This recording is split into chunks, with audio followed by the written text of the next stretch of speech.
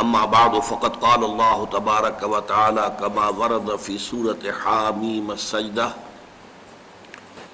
اعوذ باللہ من الشیطان الرجیم بسم اللہ الرحمن الرحیم ان الذين قالوا ربنا الله ثم استقاموا تتنزل عليهم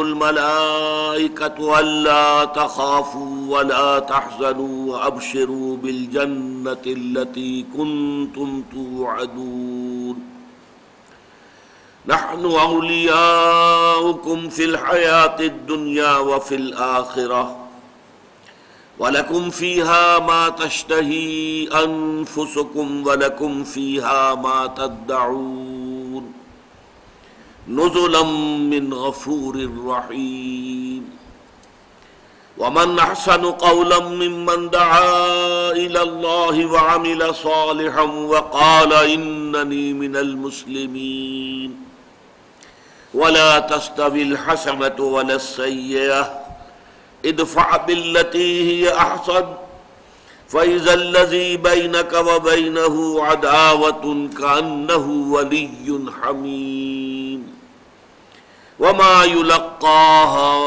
الا الذين صبروا وما يلقاها الا ذو حظ عظيم وَإِمَّا يَنزَغَنَّكَ مِنَ الشَّيْطَانِ نَزْغٌ فَاسْتَعِذْ بِاللَّهِ إِنَّهُ هُوَ السَّمِيعُ الْعَلِيمُ صدق اللہ العظیم رب اشرح لي صدری ويسر لي امری واحلل عقدۃ من لسانی یفقہوا قولی اللهم ربنا الہمنا رشدنا واعذنا من شرور انفسنا اللهم ارنا الحق حقا وارزقنا اتباعه وارنا الباطل باطلا وارزقنا اجتنابه اللهم وفقنا لما تحب وترضى وتقبل منا فإنك خير المتقبلين آمین یا رب العالمین۔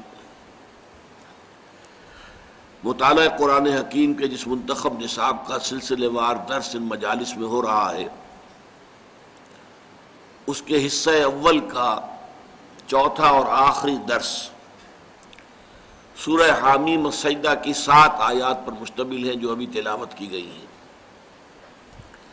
نوٹ کر لیجئے، پہلا درس ایک سورت پر مشتمل تھا، سورۃ العصر، اگرچہ وہ قرآن حکیم کی مختصر ترین صورتوں میں سے ایک ہے۔ دوسرا درس ایک آیت پر مشتمل تھا، آیت البر، سورہ بقرہ کی آیت نمبر 177، اگرچہ وہ قرآن حکیم کی طویل آیات میں سے ایک ہے۔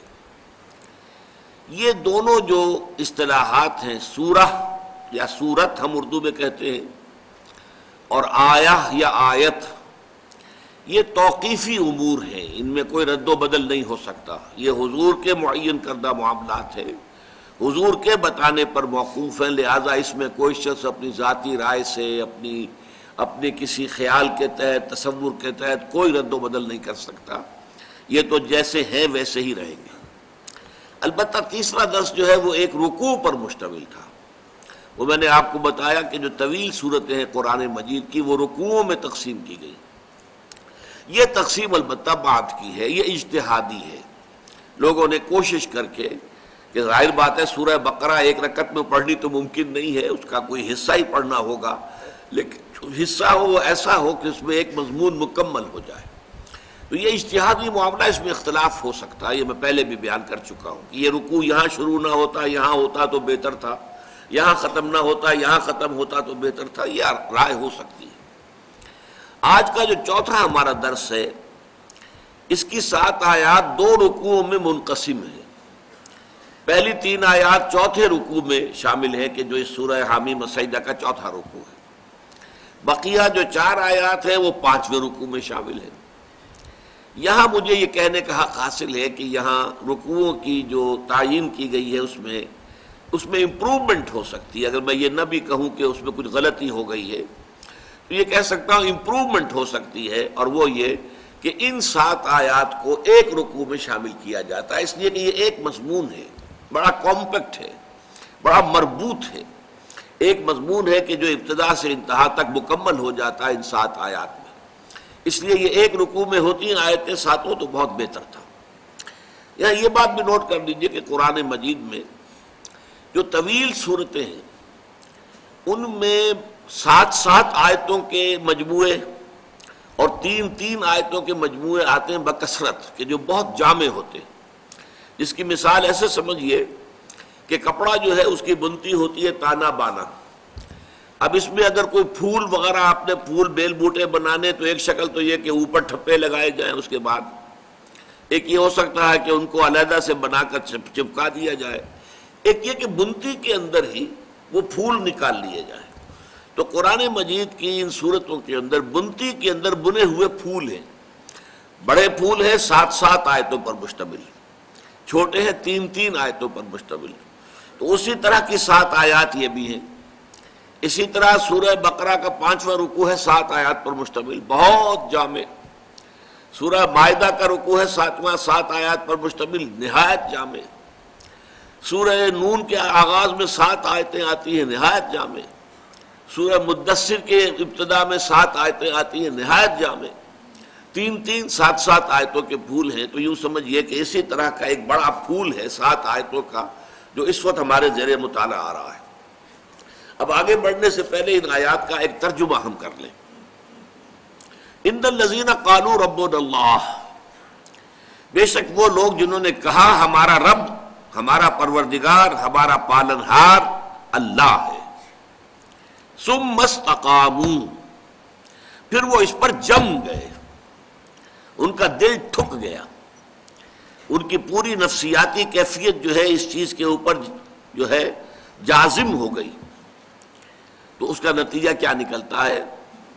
تتنزل علیہم الملائکہ، ان پر فرشتے نازل ہوتے ہیں، اللہ تخافوا، اس پیغام کے ساتھ کہ نہ کوئی خوف کھاؤ، ولا تحزنوا، نہ غمگین ہو، رنجیدہ ہو، وابشروا، اور بشارت حاصل کرو، بالجنت التی کنتم توعدون، اس جنت کی جس کا تم سے وعدہ کیا جاتا تھا۔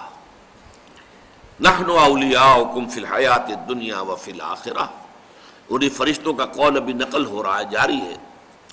ہم ہیں یا رہے ہیں آپ کے ساتھی، آپ کے پشت پناہ، آپ کے مددگار، دنیا کی زندگی میں بھی، اور ہم ہی ہوں گے آپ کے ساتھی آخرت میں بھی۔ وَلَكُمْ فِيهَا مَا تَشْتَهِي أَنفُسُكُمْ، اور آپ کے لیے اس میں یعنی آخرت میں وہ تمام چیزیں ہیں جن کی اشتہا، جن کی طلب آپ کے جی میں، آپ کے نفوس میں موجود ہے۔ وَلَكُمْ فِيهَا مَا تَدَّعُونَ، اور آپ کے لیے ہوگا وہاں وہ سب کچھ جو آپ طلب کریں گے، جو مانگو گے مل جائے گا۔ نُزُلًا مِّن غَفُورٍ رَحِيمٍ، یہ ابتدائی مہمان نوازی ہوگی اس ہستی کی طرف سے جو غفور ہے، بخشنے والا، اور رحیم ہے، رحم فرمانے والا۔ یہ ایک حصہ ہے ان 7 آیات میں۔ 3 آیات جو ہیں یہ انتہائی ایک اضافی یوں سمجھیے کہ کیفیت کی حامل ہے۔ اب دوسرا حصہ، وَمَنْ أَحْسَنُ قَوْلًا مِّمَّنْ دَعَا إِلَى اللَّهِ، اس شخص سے بہتر بات اور کس کی ہو سکتی ہے؟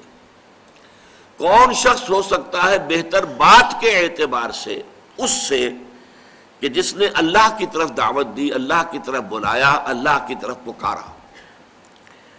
وَعَمِلَ صَالِحًا، اور عمل نیک کیے۔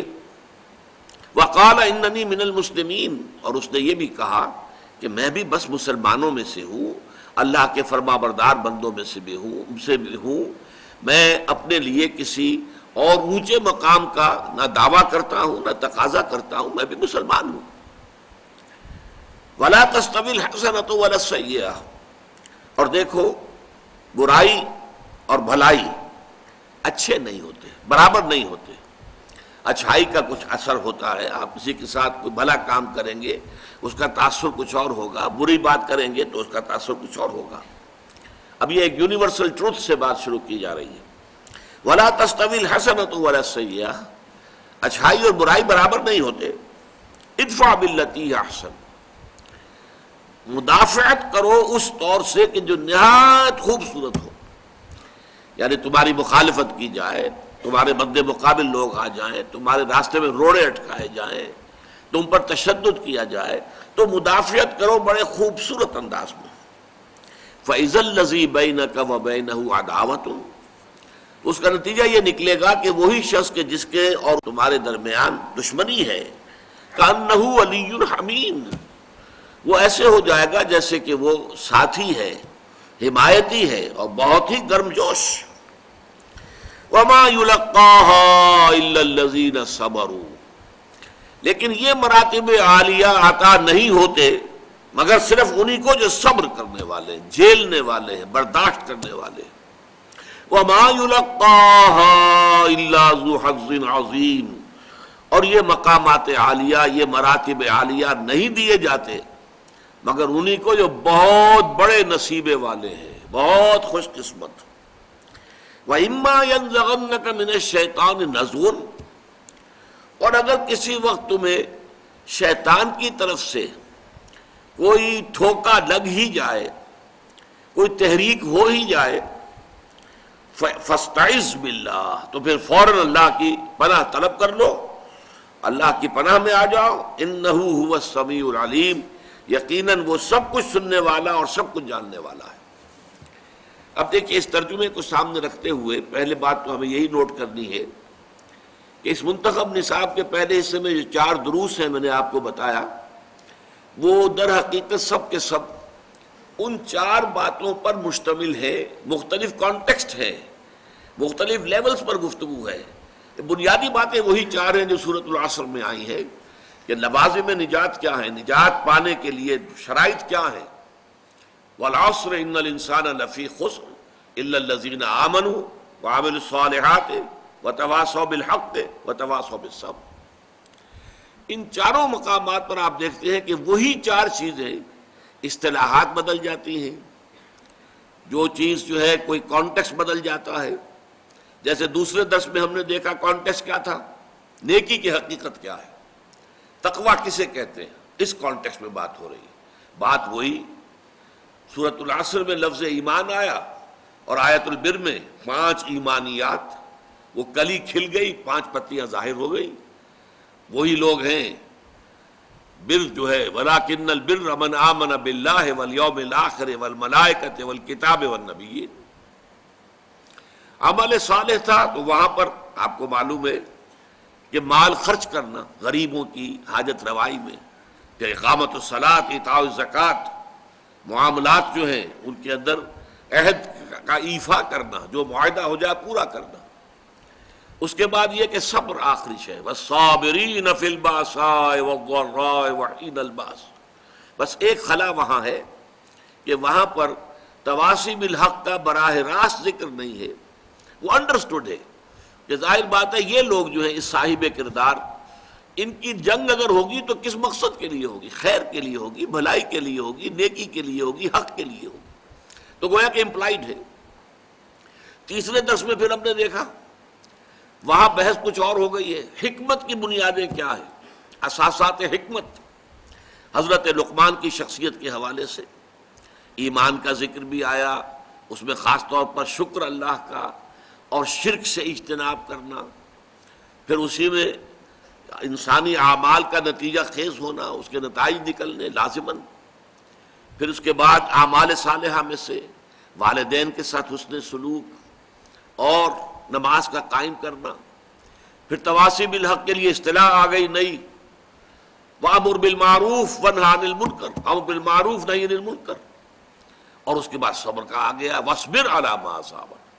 اب یہاں بھی آپ دیکھیے سب سے پہلے ایمان کے ضمن میں کیا آیا؟ اللہ کی ربوبیت پر دل کا ٹھک جانا. اللہ کی ربوبیت، انسان کا مطمئن ہو جانا اس بات پر. بعد میں تفصیل سے اس کے بارے میں گفتگو ہوگی کہ اس سے مراد کیا ہے. لیکن نوٹ کیجئے ایمان میں سے اللہ تعالیٰ کی ربوبیت کا یقین، پھر فرشتوں کا ایمان. تتنزل علیہم الملائکہ، یہ فرشتوں کا ذکر دوسرے سبق میں بھی آ چکا ہے اور یہ اب چوتھے سبق میں بھی ہے. اس کے بعد ایمان بالآخرہ، لکم فیہا ما تشتہی انفسکم وَلَكُمْ فِيهَا مَا تَدَّعُونَ. آخرت میں تمہیں وہ سب کچھ ملے گا جس کی اشتہا اور طلب تمہارے نفوس کے اندر ہے، اور ہر وہ شے حاضر کر دی جائے گی جو طلب کرو گے۔ اور اس کے ساتھ ہی آپ کو معلوم ہے جنت کی نعمتوں پر ایمان، تو ایمانیات کی یہ چیزیں آ گئی۔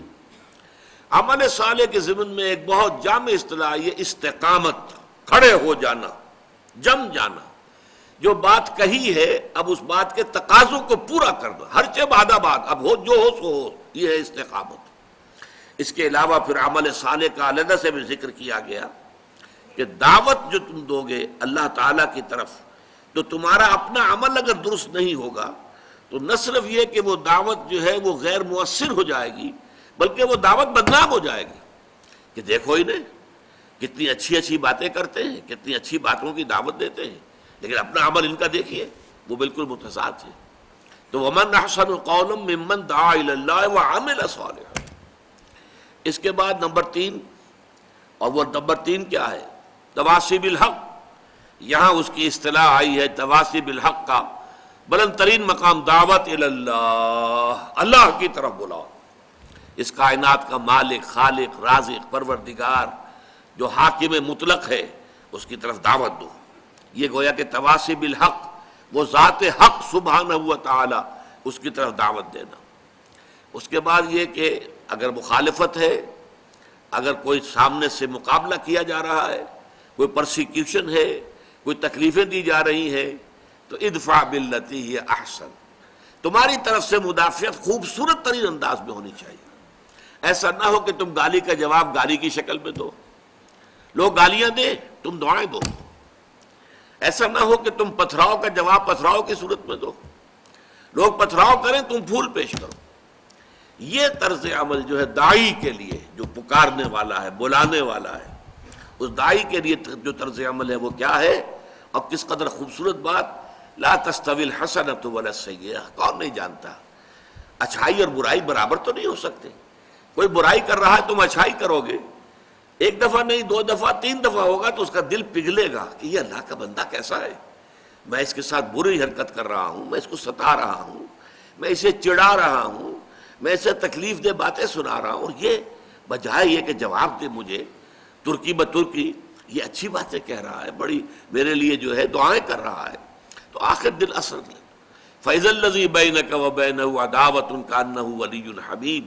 اس عمل کی تاثیر یہ ہوگی کہ آج جو تمہارا بدترین دشمن نظر آ رہا ہے وہی تمہارا نہایت گرم جوش حمایتی بن جائے گا۔ آخری بات، وہ جو تواصوا بالصبر سورۃ العصر کی ہے، وَمَا يُلَقَّاهَا إِلَّا الَّذِينَ صَبَرُوا، وہ لفظ جو کا تو آ گیا۔ یہ مقامات عالیہ، یہ مراتب بلند نہیں دیے جاتے مگر دیتے ہیں بادہ ظرف قضا خار دیکھ کر۔ اللہ تعالیٰ بھی دیکھتے ہیں کس کا ظرف کتنا ہے، کس کے اندر کتنی بات کی سمائی ہو سکتی ہے۔ تو جو واقعتاً صابر لوگ ہیں، صبر کرنے والے اور بڑے نصیب والے ہیں، یہ مقامات بلند، یہ حظ عظیم، وما یلقاها الا ذو حظ عظیم۔ حظ کہتے ہیں نصیب کو، حصے کو، حظ تو حظ جو ہے جو بڑے نصیب والا ہے، ذو حظ عظیم۔ تو گویا کہ ہم نے دیکھ لیا کہ یہ وہی 4 باتیں سورۃ العصر والی یہاں بھی مختلف ذرا اصطلاحات کے حوالے سے آ گئی۔ یہاں ایک بات نوٹ کر لیجئے، در حقیقت اس مقام پر قرآن مجید میں ان 4 باتوں کی جو چوٹی ہے، کلائمیکس، وہ بیان ہو رہی ہے۔ ایمان کا لب لباب، ایمان کا خلاصہ اللہ تعالیٰ کی ربوبیت پر دل کا ٹھک جانا ہے۔ یہ میں جان بوجھ کر لفظ استعمال، دل کا ٹھک جانا، جم جانا، راسخ ہو جانا، یہ ایمان کا لب لباب ہے۔ اسی طریقے سے عمل صالح، استقامت، جامع ترین لفظ ہے۔ تواصی کی معراج، دعوت الی اللہ، اور صبر کی معراج، گالی کے جواب میں دعا، پتھراؤ کے جواب میں پھول، یہ صبر کی معراج۔ تو اس اعتبار سے یہ 4 جو مضامین ہیں اس مقام پر آ کر اپنے نقطۂ عروج کو، کلائمیکس کو پہنچ گئے۔ اب آئیے ایک ایک حصے پر ہم غور کرتے ہیں۔ ان الذین قالوا ربنا اللہ ثم استقاموا، بے شک وہ لوگ جنہوں نے کہا کہ ہمارا رب اللہ ہے۔ رب کے معنی کیا ہے؟ رب مالک کو بھی کہتے ہیں اور رب پروردگار، پرورش کنندہ، پالن ہار کو بھی کہتے ہیں۔ را با با رب، در حقیقت یہ قرآن مجید میں 968 مرتبہ آیا ہے۔ مختلف ضمائر کی طرف جو ہے یہ مضاف ہو کر ربی، ربکم، ربنا، ربہو، ربہن، ربہم ضمائر ہے، لیکن رب کا لفظ جو ہے 968 مرتبہ، اور 4 مرتبہ اس کی جمع آئی ہے ارباب، اربابا من دون اللہ، اور اس کے معنی ہر جگہ کیا ہے؟ پروردگار، پالنہار، پرورش کنندہ۔ دیکھیے انسان کو سب سے زیادہ جس چیز کی فکر ہوتی ہے وہ اپنی ضروریات زندگی ہے، باقی ساری چیزیں اس کے بعد آئیں گی۔ سب سے پہلے یہ ہے کہ اپنے وجود کا پریزرویشن آف دی سیلف، اپنی ہستی اور وجود کو برقرار رکھنا، اس کے لیے اپنی ضروریات، کھانے پینے کی ضروریات ہیں، اور یہ کہ اپنے سر پر کوئی چھت ہونی چاہیے، اور تقاضے ہیں زندگی کے، حیات کے، یہ تمام تقاضے پورا ہونا یہ بیسک شے ہے، بنیادی شے ہے ہر انسان۔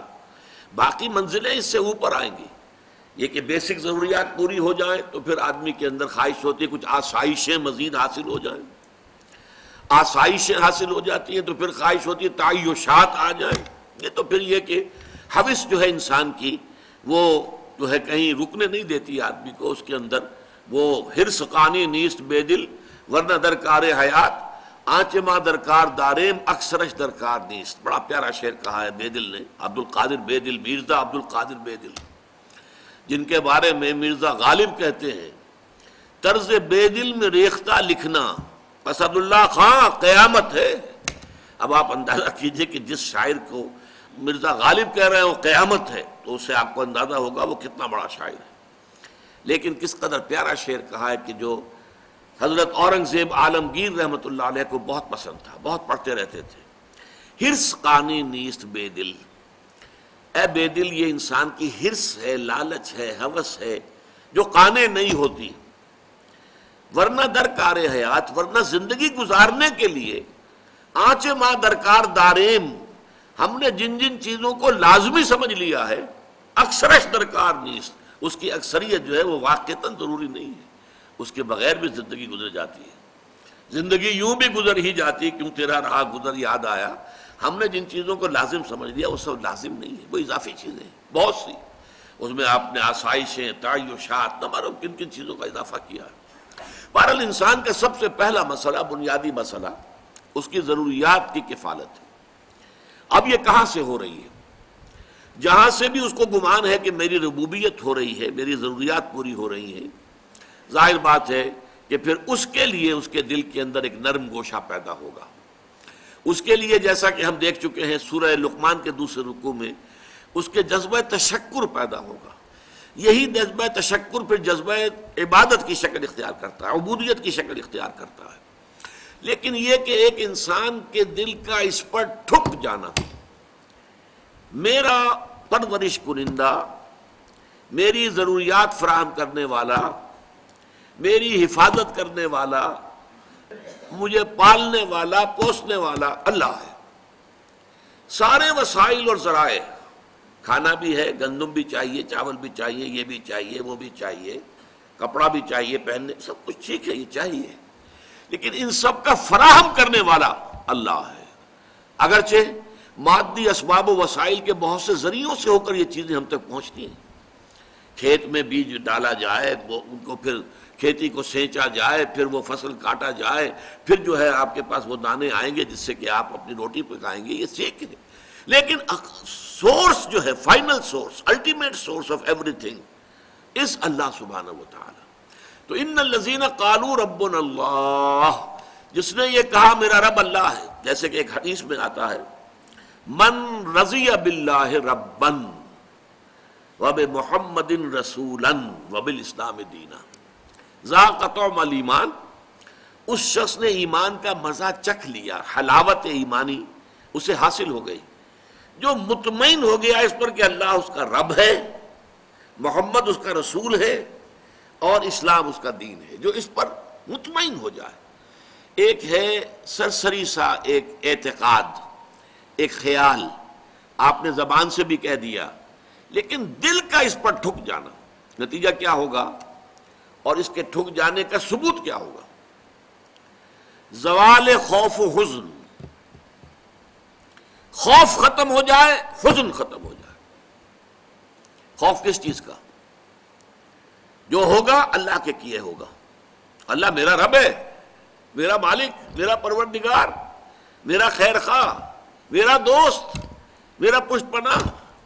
اللہ ولی الذین آمنوا، اللہ ولی ہے اہل ایمان کا، ساتھی ہے، مددگار ہے، پشت پناہ ہے۔ آپ سوچئے ہمارے دیہاتی علاقے میں کسی شخص کے بارے میں معلوم ہو کسی کو کہ اسے بڑے زمیندار چودھری کی پروٹیکشن حاصل ہے، بڑے وڈیرے کا، یہ جو ہے بہت ہی منہ چڑھا ہوا آدمی ہے، وڈیرا جو ہے وہ اس پر بڑا مہربان ہے۔ اب اسے خوف ہوگا، اس کا ڈھور ڈنگر کوئی چوری کرنے کی جرت کرے گا، اسے کوئی نقصان پہنچائے گا، وہ پاؤں بھلا کر سوئے گا، اسے خوف نہیں ہے، اس لیے کہ بہت بڑا وڈیرا، بہت بڑا جاگیردار، بہت بڑا زمیندار، علاقے کا چودھری جو ہے وہ میرا دوست ہے، میرا پشت پناہ ہے۔ اس پوری کائنات کا چودھری، پوری کائنات کا وڈیرا، پوری کائنات کا مالک، اگر آپ کو یہ اطمینان ہو کہ وہ آپ کا ولی ہے، یہ اطمینان کب ہوگا؟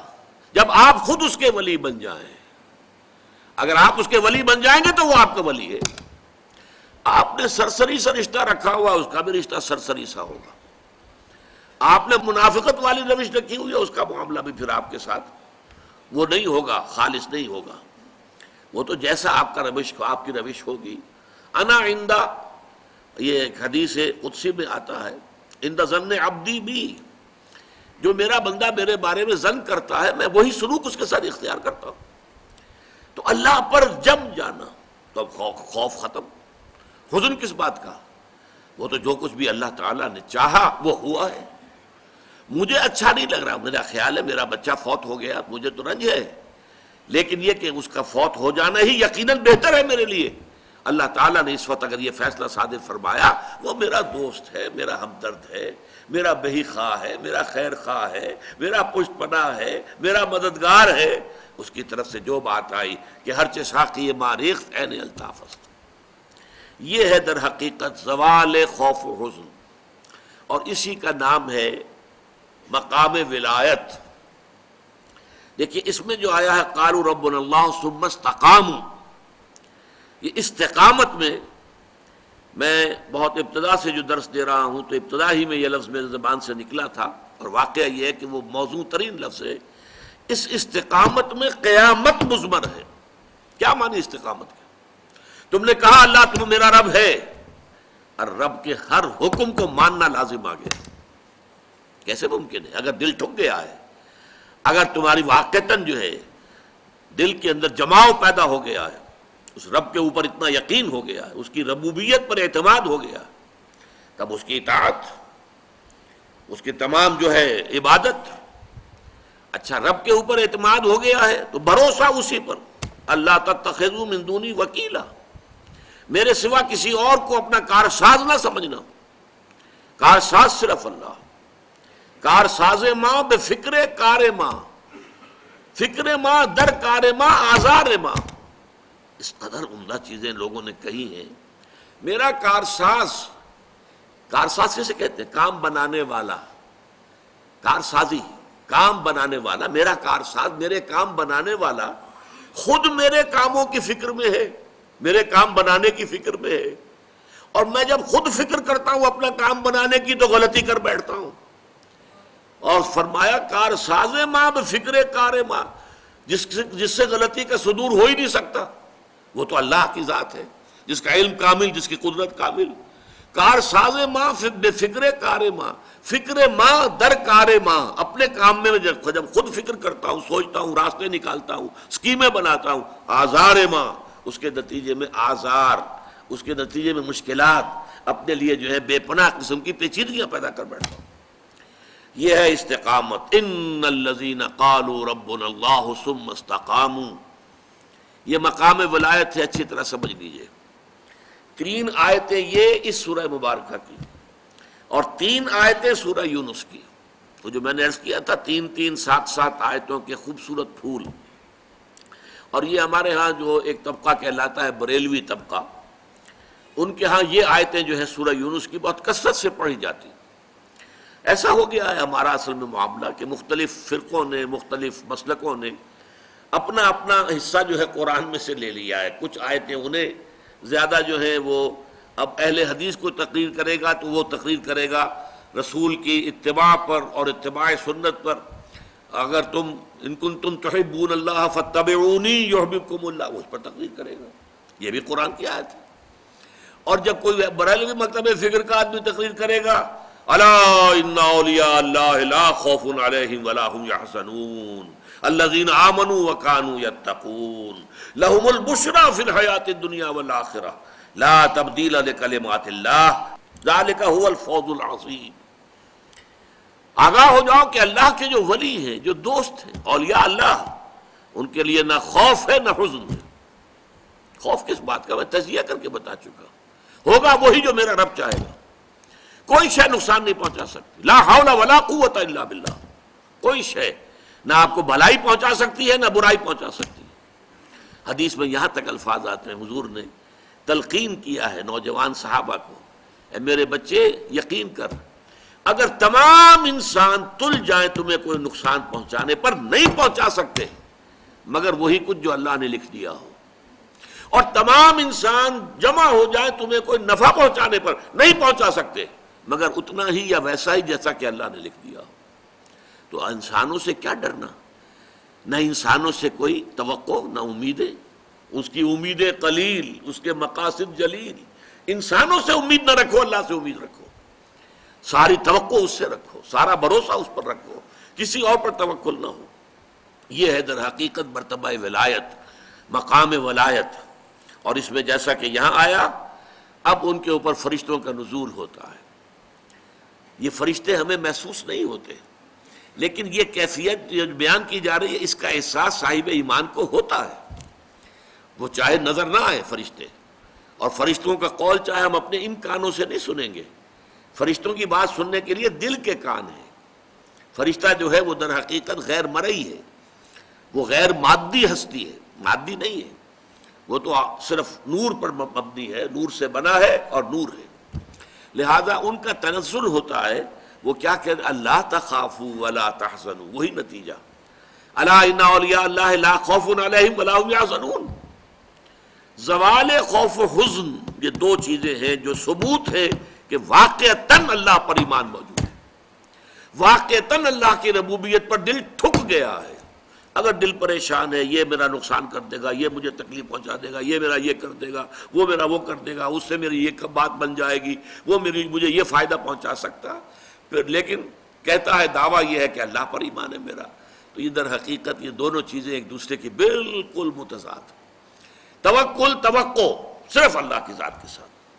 اللہ تخافوا ولا تحزنوا، نہ خوف کھاؤ نہ حزن سے دوچار ہو. وابشروا بالجنت التي كنتم توعدون، اور بشارتیں حاصل کرو، خوشیاں مناؤ اس جنت کی کہ جن کا تم سے وعدہ کیا جاتا تھا، اہل ایمان سے وعدے کیے گئے ہیں. وَلَكُمْ فِيهَا نَحْنُ أَوْلِيَاؤُكُمْ فِي الْحَيَاةِ الدُّنْيَا وَفِي الْآخِرَةِ. ہم تمہارے ساتھی ہیں، مددگار ہیں، پشت پناہ ہیں، حمایتی ہیں، دنیا کی زندگی میں بھی آخرت میں بھی. یہ نوٹ کر لیجئے، یہ دنیا کی زندگی میں ایک چوسر کی جنگ ہے. جیسے چوسر کی سڑک ہوتی تھی، حق و باطل کی جنگ جاری ہے. حق و باطل کی ایک جنگ ہمارے اندر ہے. ایک طرف ہمارا نفس امارہ ہے جو برائی کی طرف ہمیں دھکیلتا ہے، ایک طرف ہمارے اندر روح ربانی ہے، وَنَفَخْتُ فِيهِ مِن رُوحِي، وہ ہمیں خیر کی طرف، بھلائی کی طرف، بلندی کی طرف کھینچتی ہے. ایک کشاکش جو ہے ہمارے اندر ہے. کچھ کشاکش باہر چل رہی ہے. ہمارے اس نفس کو تقویت دینے کے لیے، اسے مشتعل کرنے کے لیے یہ شیاطین جن موجود ہیں. الذی یوسوس فی صدور الناس من الجنۃ والناس. حضور نے فرمایا کہ جب قلب غافل ہوتا ہے اللہ کی یاد سے تو شیطان اپنی تھوتنی لگا دیتا ہے دل کے ساتھ اور پھونکے مارتا ہے اس کے اندر، مشتعل کرتا ہے. جو حیوانی جذبات ہیں، جو انسان کے سفلی جذبات ہیں، اڈ اور لبیڈو کے جو تقاضے ہیں، انہیں مشتعل کرتا ہے، ایکسائٹ کرتا ہے، تاکہ وہ مشتعل ہو کر اور وہ انسان کے جو ہے اس وقت ہوش اور حواس کے اوپر غالب آ جائے۔ اس کے مقابلے میں فرشتے ہیں غیر مرئی۔ فرشتے جو ہیں وہ ہمیں روحانی طور پر تقویت پہنچاتے ہیں۔ ہمارے اندر کا جو خیر ہے، جیسے کہ ہمارے اندر کا شر، نفسانیت، اس کو تقویت پہنچانے والے شیاطین جن باہر موجود ہیں جو نظر نہیں آتے، اسی طریقے سے ہمارے اندر کا خیر روحانیت، اس روحانیت کو تقویت پہنچانے والے ملائکہ ہیں جو خارج میں موجود، وہ بھی نظر نہیں آتے، یہ بھی غیر مرئی، وہ بھی غیر مرئی۔ مرئی لوگوں کے اندر بھی جو انسان ہیں، خیر کی طرف بلانے والے بھی ہیں، شر کی طرف بلانے والے بھی ہیں۔ آپ کا دوست یہ بھی کہے گا چھوڑو میاں کیا کس چکر میں پڑ گئے حلال حرام کے، دیکھو فائدہ ہوتا ہے اس کام کے اندر، جس کام میں فائدہ ہو وہ کرو، اللہ اللہ خرچ اللہ۔ یہ کیا حلال اور حرام اور صحیح اور غلط اور جائز اور ناجائز، وہ آپ کو شر کی ترغیب دے رہا ہے کہ نہیں دے رہا؟ اسی طرح کوئی آپ کا بھائی ایسا بھی ہو، اللہ کے بندے خیال کر، غلط کام مت کر، اس سے تھوڑا سا یہ کہ تجھے دنیا میں دولت مل جائے گی، اخروی زندگی برباد ہو جائے گی تیری، ایسے انسان بھی تو ہے نا آخر۔ تو لوگ جو ہے خارج میں، انسانوں میں بھی داعیان شر بھی ہے، داعیان خیر بھی ہے، وہ تو ویزیبل ہے، مرئی ہے۔ غیر مرئی عالم میں جنات، شیاطین جن ہیں جو ہمارے نفسانی خواہشات اور تقاضوں کو بڑکاتے ہیں، اور ادھر ملائکہ ہیں جو ہمیں تھپکی دیتے ہیں، تم نے اچھا کام کیا ہے۔ اچھا کام کر کے جب مسرت ہوتی ہے، حضور نے فرمایا اذا سرت کا حسنتوں کا وساعت کا سیئتوں کا فانت مومن۔ دیکھو اگر تمہیں کوئی اچھا کام کر کے خوشی محسوس ہو اندر، اور برا کام کر کے کوئی دل کے اندر کوفت محسوس ہو، یہ میں کیا کر بیٹھا، یہ مجھے نہیں کرنا چاہیے تھا، فانت مومن، تو یہ ایمان کی علامت ہے۔ اذا ساعت کا سیئتوں کا وسرت کا حسنتوں کا فانت مومن، بھلائی کر کے خوشی ہو، کوئی برائی ہو جائے تو افسوس ہو، رنج ہو، تو یہ گویا کہ ایمان کی علامت ہے۔ تو فرشتے تھپکی بھی دیتے ہیں، حوصلہ بڑھاتے ہیں۔ قرآن مجید میں آیا ہے جنگ بدر میں، جنگ احد میں فرشتے آئے، انہوں نے مدد کی، اہل ایمان کے دلوں کو اور اہل ایمان کے قدموں کو جمایا۔ انثبت الذین آمنوا، جاؤ قدم جما دو اہل ایمان کے، تو اہل ایمان کے لیے فرشتے آئے۔ تو یہ فرشتوں کا نزول ہوتا ہے ان اولیاء اللہ، اللہ کے ساتھیوں کے بارے میں۔ اب یہ اولیاء اللہ سے آپ یہ نہ سمجھ لیجئے کہ وہ کوئی علیحدہ قسم کی نوع ہے یا کوئی علیحدہ جنس، انسانوں ہی میں ہوتے ہیں نا۔ تمام صحابہ اولیاء اللہ تھے، سب کے سب اولیاء اللہ کا جو اعلیٰ ترین معیار ہے، کوئی ولی اللہ غیر صحابی ادنا سے ادنا صحابی کے پائے کو بھی نہیں پہنچ سکتا۔ یہ اچھی طرح نوٹ کر دیجئے، یہ ہمارا اہل سنت والجماعت کا پختہ عقیدہ ہے۔ کمتر سے کمتر صحابی جو ہے بڑے سے بڑے ولی سے بھی وہ افضل ہے، بڑے سے بڑے ولی سے افضل۔ تو اولیاء اللہ سے مراد یہی نہ لے لیجئے جو ہماری اپنی جو ووکیبلری ہے، ہماری بول چال میں صوفیاء کرام کے لیے الفاظ یہ آتے ہیں، وہ بھی ہیں الحمدللہ، ان کے اندر بھی اولیاء اللہ بہت بڑی تعداد میں، لیکن جو ہمارے صحابہ کرام تھے وہ تو سب کے سب اللہ کے ولی تھے۔ ان کے لیے آتا ہے نحن اولیاؤکم فی الحیات الدنیا وفی الآخرہ، ہم تمہارے ولی ہیں، مددگار ہیں، پشت پناہ ہیں، جمے رہو، قدم تمہارے ڈگمگانے نہیں چاہیے۔ اور آخرت میں بھی، جنت میں تو ظاہر بات ہے کہ دوستی انہی سے ہوگی، وہی آئیں گے۔ یدخلون علیہم من کل باب، قرآن میں آتا ہے جنت کے ہر دروازے سے وہ داخل ہوں گے سلام کرتے ہوئے، سلام سلاما، سلام اور سلامتی کے پیغام لے کے آئیں گے۔ وَلَكُمْ فِيهَا مَا تَشْتَهِي أَنفُسُكُمْ وَلَكُمْ فِيهَا مَا تَدَّعُونَ، یہ ذرا اچھی طرح سمجھ لیجئے، لَكُمْ فِيهَا مَا تَشْتَهِي أَنفُسُكُمْ۔ دیکھیے ایک وہ چیزیں ہیں جن کی اشتہا، اشتہا کسے کہتے ہیں؟ بھوک کو کہہ دیتے ہیں، وہ اشتہا نہیں ہے بھائی، یعنی بھوک نہیں لگ رہی۔ اشتہا سے مراد ہے نفس، نفس کی ہر خواہش، اسی میں شہوت ہے، شہوت کا لفظ بھی تو اسی سے بنا ہے، مادہ تو وہی ہے۔ نفس کی خواہش جنسی خواہش بھی ہے، نفس کی خواہش جو ہے کھانے پینے کی بھی ہے، اچھا نفس کی خواہش ہے کہ لذت کی بھی ہے۔ ایک تو یہ کہ کھانا جیسا بھی مل گیا، روکھا سوکھا پیٹ بھر لیا، ایک یہ کہ بڑا لذیذ کھانا ملا، بہت عمدہ کھانا ملا، بہت اعلیٰ آپ نے ڈنر کھایا ہے، کئی کورسز کا ڈنر کھایا، تو کھانے میں زمین و آسمان کا فرق ہوگا۔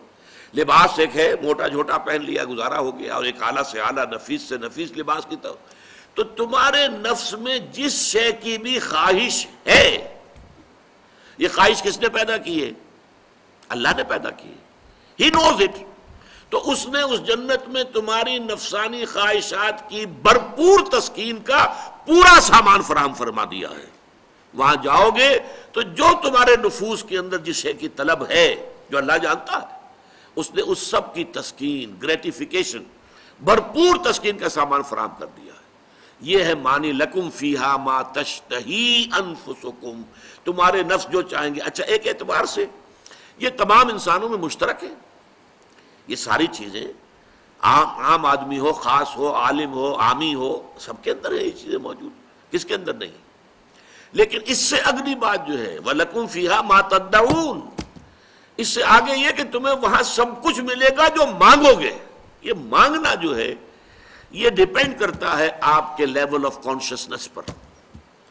بچہ کیا مانگتا ہے؟ میں نے کئی دفعہ لطیفہ سنایا ہے، ہمارے ڈاکٹر یقین صاحب شاید موجود بھی ہوں یہاں، انہوں نے بتایا تھا کہ ایک دفعہ یہ انگلینڈ جا رہے تھے، جو ان کی چھوٹی سی بچی تھی، اس نے کہا کہ ابا جان میرے لیے ایک پینسل لے کے آئیے۔ اب انگلینڈ سے اس نے پینسل کی فرمائش کی ہے، اس لیے کہ اس کا ایک چھوٹا سا ذہن ہے، اس چھوٹے سے ذہن میں یہ ہوتا ہوگا اپنے بڑے بہن بھائیوں کی پینسل لیتی ہوگی اور وہ غصے میں آتے ہوں گے تم نے کیوں اٹھائی ہے، تو انہوں نے کہا میری ایک اپنی پینسل ہو تو ابا جان وہاں سے آپ آئیں گے تو میرے لیے پینسل لے کر۔ یہ اس کی ذہنی سطح کے مطابق اس کی طلب ہے۔ آپ بڑھتے جائیے بڑھتے جائیے بڑھتے جائیے بڑھتے جائیے تو آپ کی ذہنی سطح جتنی بلند ہوگی اسی اعتبار سے آپ کی ڈیمانڈ، تدعون، ڈیمانڈ، جو ڈیمانڈ کرو گے، جس چیز کا آرڈر کرو گے، جیسے آپ ریسٹوران میں بیٹھ کر آرڈر دیتے ہیں فلاں چیز فلاں چیز فلاں چیز، جو مانگو گے حاضر کر دیا جائے گا۔ یہ ہے در حقیقت اس نعمتوں کا تذکرہ۔ لَكُمْ فِيهَا مَا تَشْتَهِي أَنفُسُكُمْ وَلَكُمْ فِيهَا مَا تَدَّعُونَ۔ آخری جملہ یہ نوٹ کر لیجئے، اس میں جو آخری طلب ہو سکتی ہے انسان کی، اور وہ یہ صرف یہ ہوگی اللہ کا دیدار۔ آخری شے، جنت میں جو آخری نعمت ملے گی وہ اللہ تعالیٰ کا براہ راست دیدار، اس سے بڑی نعمت اور کوئی نہیں۔ اس سے کمتر پر کچھ ہوں گے اللہ کے بندے جس کے کمتر پر راضی نہیں ہوں گے۔ کھانا پینے کی چیزیں اور یہ لذتیں اور یہ لذتیں یہ اپنی جگہ پر ہیں، لیکن ان کی خواہش جو ہوگی اصل، اور انہیں جو تسکین حاصل ہوگی وہ اس سے ہوگی کہ اللہ تعالیٰ کا دیدار انہیں حاصل ہو جائے۔ بارک اللہ لی ولکم فی القرآن العظیم ونفعنی وإیاکم بالآیات والذکر الحکیم۔